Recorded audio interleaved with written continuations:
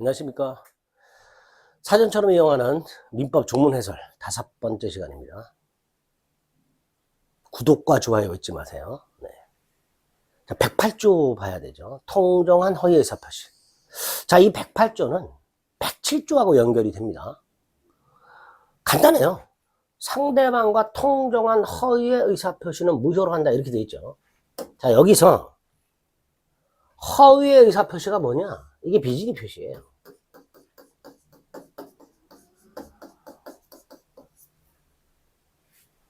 글자가 좀 날아가네요. 허위 의사표시가 뭐라고요? 네, 107조. 107조 쓰면 또 헷갈리니까. 통정한 허위 의사표시에서 허위 의사표시가 뭐냐? 비진의 표시.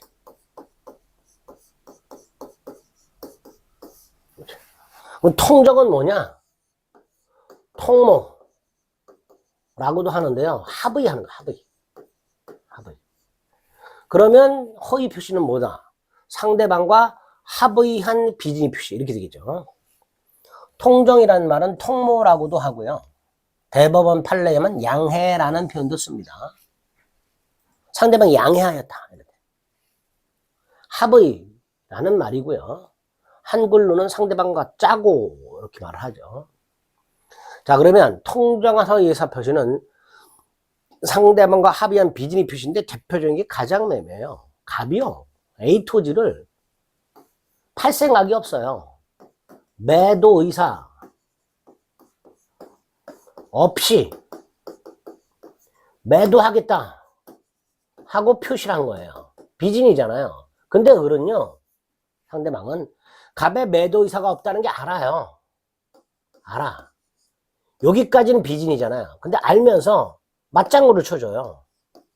다시 말해서 을은 매수 의사 없이 매수하겠다고 표시한 거예요. 자, 갑은 매도 의사 없이 매도하겠다고 표시. 을은 매수 의사 없이 매수하겠다고 표시. 그럼 겉으로는 매도 매수가 합치되어 있잖아요. 근데 갑도 매도 의사 없고 을도 매수 의사가 없어요. 즉 양당사자가 비진인데 표시가 일치. 이게 바로 허위 표시가 되는 거예요. 가장매매가 대표적인 허위 표시가 됩니다. 예를 볼까요? 갑이 자신의 A 토지를 매각할 의사 없이 뭐뭐 할 의사 없이 뭐뭐 하겠다. 비진이잖아요. 을은 갑에게 매각할 의사가 없음을 알아요. 알면서도 매수하겠다라고 합의, 맞장구를 쳐준 거예요. 전형적인 허위 표시죠. 따라서 이때 갑과 을 사이의 매매는 108조 허위 표시로 무효이기 때문에 을이 설령 갑으로부터 A 토지 소유권 등기를 이전받았다 하더라도 그 등기도 무효가 됩니다. 등기도 무효가 되니까 설령 A 토지 등기부에 소유권자가 을로 등기가 되어 있다 하더라도 이게 무효니까 당연히 을은 소유권을 취득하지 못한다. 이렇게 되겠죠. 예, 108조 1항의 뜻입니다. 근데 2항은 똑같이 선의의 제3자에게 대항하지 못한다라고 돼 있어요. 자, 그럼 이건 또 뭐냐? 우리 비진의 표시에서 본 거하고 똑같아요.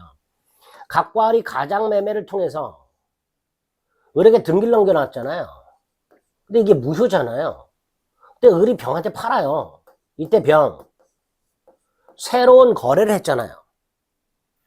허위 표시를 기초로 하여 새로운 거래를 했잖아요.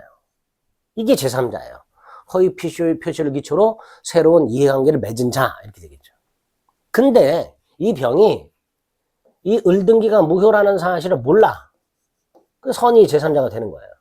그러면 이때 갑은 병한테 가가지고 나와 을 사이의 매매는 가장매매로 무효다. 따라서 너의 소유권 취득도 무효다라고 주장을 못한다는 거예요. 물론 선의의 병이 무효를 주장하는 것은 괜찮아요. 왜? 대항하지 못한다라고 되어 있으니까. 그래서 양가로 4번 을이 A 토지를 선의의 병에게 매각하고 등기를 이전했을 때 병은 선의의 병에게 가서 나와 을의 매매는 가장매매로 무효니까 너의 권리 취득도 무효다라고 주장할 수가 없어요. 반면에 선의의 병이 무효를 주장하는 것은 무방하단 말이죠. 그래서 대항하지 못한다 라고 되어 있다. 요게 108조 허위 표시의 뜻이다. 자, 그럼 어떤 지문들이 출제가 되는지 보겠습니다. 통정 허위 표시가 성립하려면 진위와 표시가 불일치하는 것에 관해서 상대방이 2번 두 번째 거 보세요. 알았다는 것만으로는 부족해요. 상대방이 알았다면 우리 지난번에 봤던 107조 비진위 표시 상대방이 알았거나 거기에 해당이 되는 거예요. 108조가 아니라 107조. 상대방이 알았거나 알 수 있었을 경우 무효가 된다 있잖아요. 그거에 해당이 되는 거예요. 그러니까 108조가 적용이 되려면 알았다는 것만 갖고는 부족하고 상대방과 뭐가 있어야 된다. 합의, 통정, 통모가 있어야 된다. 이렇게 되겠죠. 그래서 두 가지 지문 비교해가지고 반드시 구별을 해 두셔야 됩니다. 자, 갑과 을이 가장매매를 했어요. 가장매매는 무효라고 했잖아요. 무효라는 건 무슨 의미죠? 권리와 의무가 발생하지 않는다라는 뜻이에요. 그러니까 당연히 채무를 이행할 필요가 없다가 되겠죠. 만약에 이행을 하면 어떻게 돼요? 갑과 을이 가장매매를 했는데 을이 만약에 대금을 줬다. 줄 필요가 없는데 줬다. 갑은 받아서는 안 되는데 받았다. 이게 뭐예요? 이런 걸 부당이득이라고 합니다. 그래서 만약에 이행을 했다면 부당이득 반환 의무가 생기게 됩니다. 매매라면 권리와 의무는 발생하지 않기 때문에 이행할 필요가 없게 됩니다. 자, 허위 표시는 무효라고 그랬죠. 근데 무효인데 채권자 취소권의 대상이 될 수 있습니다. 채권자 취소권의 대상이 될 수 있다는 건 이런 거예요.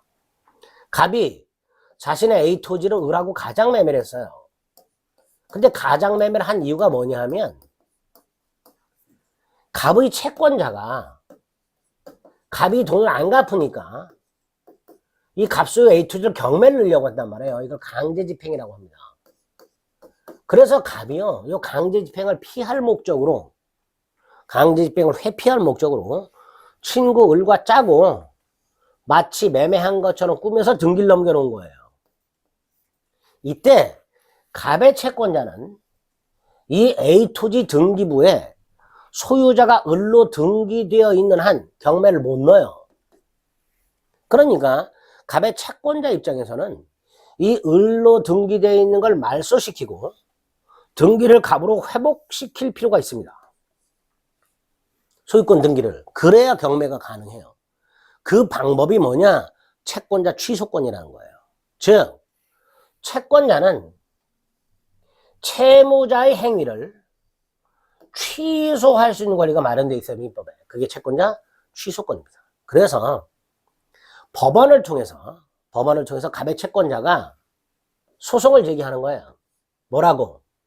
갑과 을의 매매는 이를 취소한다 라는 판결을 구합니다. 이걸 소송을 제기하는 거예요. 그리고 소송을 제기받은 법원이 갑과 을의 매매가 가장매매다. 그러면 판결을 내주겠죠. 갑과 을의 계약은 취소한다 라는 판결을 하게 됩니다. 그 수단이 되는 게 채권자 취소권이라는 겁니다. 자, 민법 108조 2항에 따라 보호되는 선의 제3자에 대해서는 누구도 무효를 주장하지 못하죠. 선의의 제3자가 무효를 주장하는 건 괜찮지만 그 이외에 누구도 선의의 제3자에게 무효를 주장할 수가 없습니다. 그 다음 이것도 잘 나오는데 우리 108조 2항을 보면 107조 지난번에 봤던 107조도 마찬가지고 제3자는 선의이기만 하면 보호를 받는 거예요. 그런데 우리가 선의라는 건 뭘 모르는 거라 그랬잖아요. 이게 두 종류예요. 선의 무과실이 있고요.